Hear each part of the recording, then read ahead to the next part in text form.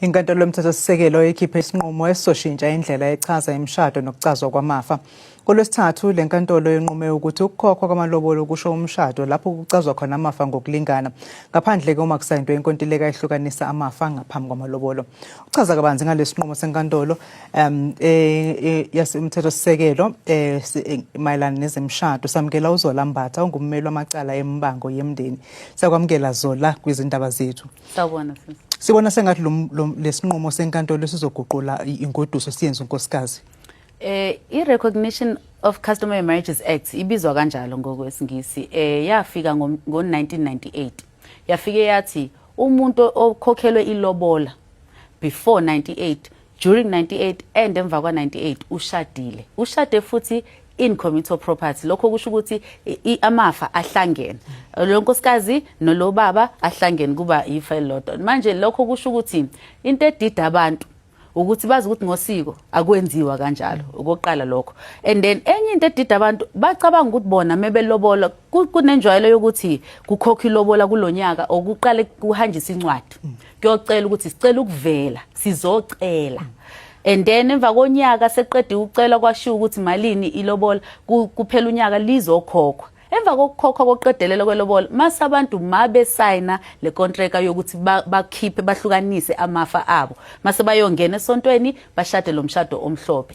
Inkantolo lenkulu ithi lento esebeyisayina ngaleso sikhathi is invalid, and ngalokho baningi abantu abayisayine ngaleyo ndlela engiqeda ukuyichaza ngayo. Kusho ukuthi abantu abaningi abayitshela ukuthi abashadile ngokuhlanganisa amafa bashade ngokuhlanganisa amafa. Iyona lento ephatha kabi abantu. Mathathu ama conditions enze ukuthi ilobola selumshado eSouth Africa. I-case eyenze kanjalo ile kuthiwa ya double HP no Lerato. Ubaba ka double HP meseqeda ukushona wafike wathi angeke sikwazi ukuthi uLerato umakoti wakhe umfana lo ngoba azange simamukele thina futhi azange simthele ngenyongo.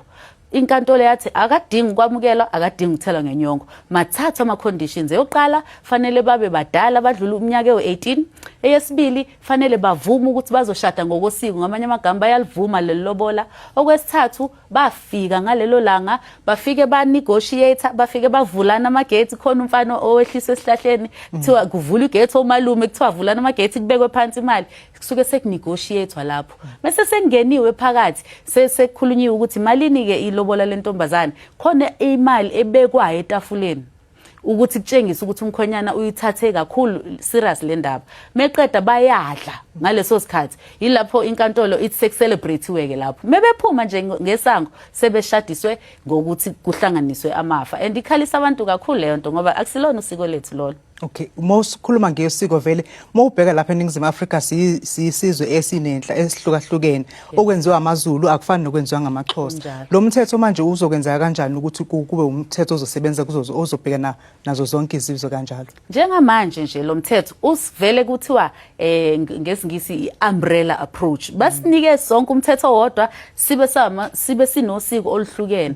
Abantu abasenzela phansi la abantu abahola thina ngokwesiko ibona fanele basukume baye kule nkantolo enkulu le nkantolo le ekuthiwa i-Constitutional Court iyona inkantolo enkulu nazo zonke kuleli zihlala kulona.